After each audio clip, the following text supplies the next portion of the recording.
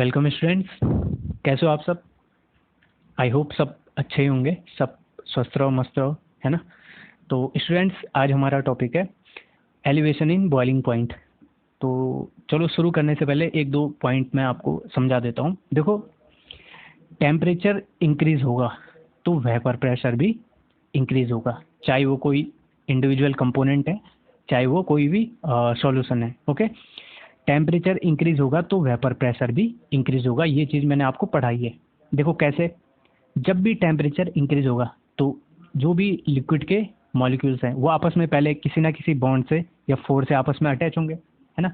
तो temperature increase होगा तो वाइब्रेशन के कारण सबसे पहले ये बॉन्ड तो टूटेगा ही टूटेगा, साथ में जो भी ये मॉलिक्यूल्स हैं इनको काइनेटिक एनर्जी मिलेगी और ये इवेपोरेशन कर जाएंगे। ओके, तो टेम्परेचर इंक्रीज होगा जितना, उतना ज़्यादा इवेपोरेशन होगा, और इवेपोरेशन जितना ज़्यादा होगा तो वेपर प्रेशर भी उतना ही ज़्यादा लगेगा। समझ गए? तो टेम्परेचर इंक्रीज होगा तो वेपर प्रेशर भी इंक्रीज होगा, फर्स्ट चीज।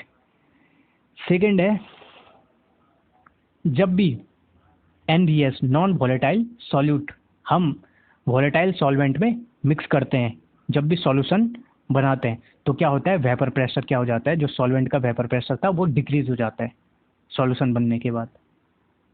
ये आपको पहले भी पढ़ाया है ना, relative lowering in vapour pressure में पढ़ाया है।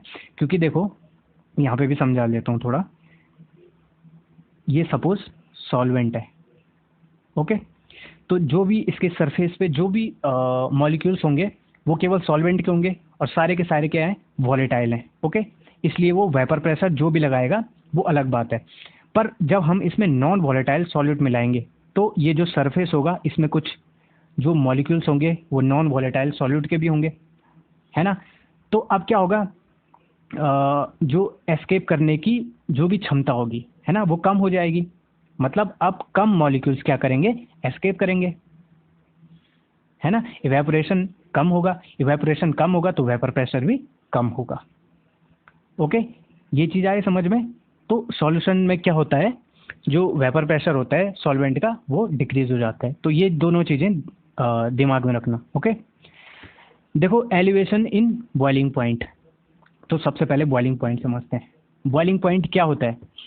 देखो अभी मैंने क्या कहा, टेम्परेचर इंक्रीज होगा तो वेपर प्रेशर भी इंक्रीज होगा, टेम्परेचर इंक्रीज होगा तो वेपर प्रेशर भी इंक्रीज होगा। ओके, जैसे जैसे टेम्परेचर इंक्रीज होता है एक टेम्परेचर आता है जिस टेम्परेचर पे उस लिक्विड का वेपर प्रेशर एटमॉस्फेरिक प्रेशर के बराबर हो जाता है, मतलब 1 atm हो जाता है। उसको 1.013 बार भी बोलते हैं और 760 mm ऑफ मरकरी भी कहते हैं। ओके, तो ये 3 यूनिट हैं उसकी एटमॉस्फेरिक प्रेशर की। समझ में आया क्या होता है बॉइलिंग पॉइंट? जिस टेम्परेचर पे लिक्विड का वेपर प्रेशर एटमॉस्फेरिक प्रेशर के बराबर हो जाए वो टेम्परेचर क्या होता है, उस लिक्विड का बॉइलिंग पॉइंट होता है। ओके, क्यों?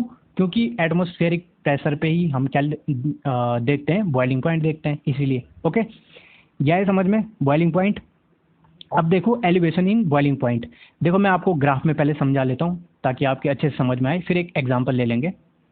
ओके, देखो सपोज पहले कोई सॉल्वेंट है ना, किसी टेम्परेचर पे उसका कुछ प्रेशर होगा।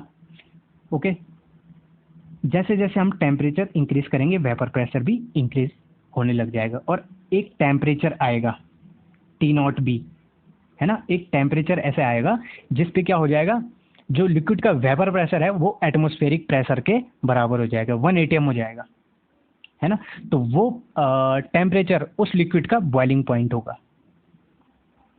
समझ गए? अब जब हम इसमें नॉन वॉलेटाइल सॉल्यूट डालते हैं, क्या डालते हैं, नॉन वॉलेटाइल सॉल्यूट डालते हैं, अब ये बन गया सॉल्यूशन। और सॉल्यूशन बन गया तो स्टार्टिंग में जो टेम्परेचर था आपको बताया मैंने, जब भी NBS non volatile solute volatile solvent में मिक्स करते हैं तो वेपर प्रेशर क्या होता है, डिक्रीज होता है। तो वेपर प्रेशर देखो इस टेम्परेचर पे, जो भी ये T टेम्परेचर है, वेपर प्रेशर क्या हो गया, पहले क्या था, ज़्यादा था, अब क्या हो गया, कम हो गया ना। ओके, कम हो गया। अब देखो हमने टेम्परेचर इंक्रीज किया, टेम्परेचर इंक्रीज किया। अब हम यहाँ तक देखो, यहाँ पे टेम्परेचर आए सॉल्यूशन का T0 बी।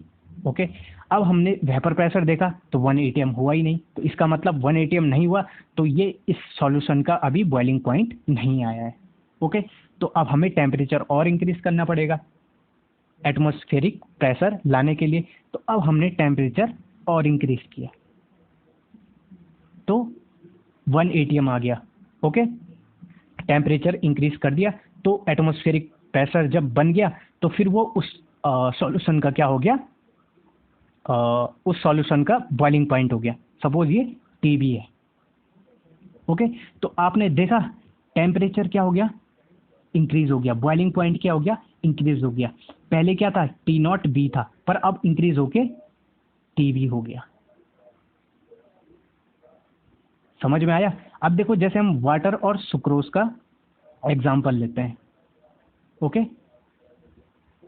देखो सपोज सॉल्वेंट स्टार्टिंग में वाटर है। ओके, आपको वाटर सपोज ये कोई यहाँ पे 20 डिग्री था या कुछ भी था। Okay, T temperature. अब देखो अभी टेम्परेचर टी टेम्परेचर है जो भी है, हमने टेम्परेचर इंक्रीज कर किया तो 100 डिग्री सेल्सियस पे या 373 केल्विन पे क्या हो गया, एटमॉस्फेरिक प्रेशर वो बनाने लग गया। ओके, तो ये एटमॉस्फेरिक प्रेशर बनाने लग गया। अब देखो हमने क्या किया, उसमें सुक्रोज मिला दिया। ओके, जो नॉन वॉलेटाइल सॉल्यूट है। तो टी टेम्परेचर पे तो आपको पता है वेपर प्रेशर कम ही होगा सॉल्वेंट से। ओके, जैसे जैसे टेम्परेचर इंक्रीज किया तो आपने देखा 100 डिग्री सेल्सियस पे या 373 केल्विन पे क्या हुआ, ये 1 एटमॉस्फेरिक प्रेशर तक प्रेशर नहीं बना पाया। ओके, तो अब हमें प्रेशर इंक्रीज करना है, तो प्रेशर इंक्रीज करने के लिए टेम्परेचर भी इंक्रीज करना पड़ेगा। तो टेम्परेचर इंक्रीज किया तो हमारे पास कुछ टीवी आया। तो जो ये टेम्परेचर इंक्रीज हुआ ना, जितना टेम्परेचर इंक्रीज हुआ उसी को बोलेंगे एलिवेशन इन बॉइलिंग पॉइंट। आए समझ में? Elevation in boiling point. तो डेल्टा टीबी क्या है, elevation in boiling point.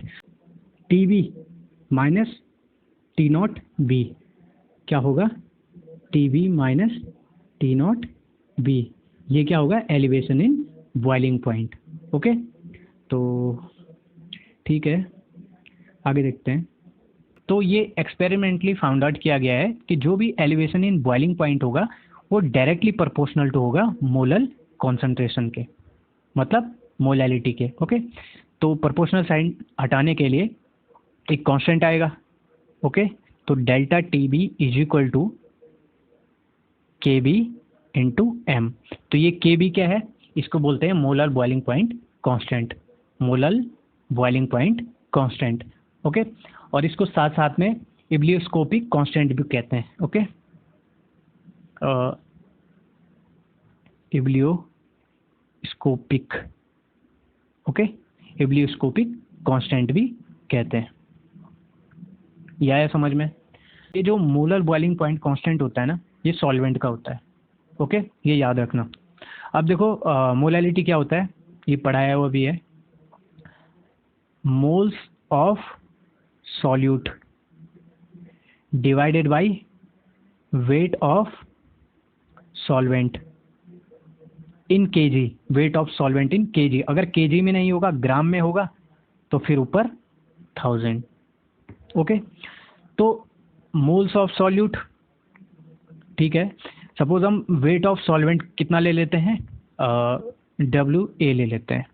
Okay, अब moles of solute given mass upon molar mass, तो गिवन मास कितना होगा सॉल्यूट का, डब्ल्यू बी।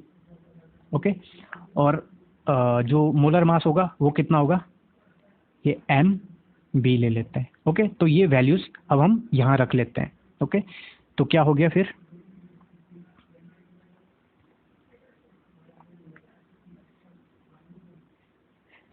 ये हो जाएगा हमारा molality is equal to W B into 1000 upon W A into M B. Okay, तो अब ये वैल्यू हम यहाँ रख देते हैं। ठीक, तो यहाँ रख देंगे तो क्या हो जाएगा फिर, delta T B is equal to, ये के बी यहाँ कर दो इनटू और ये, ओके। फिर हमें यहाँ से क्या निकालना है, मोलर मास ऑफ सॉल्यूट, जो कि ये है, ओके।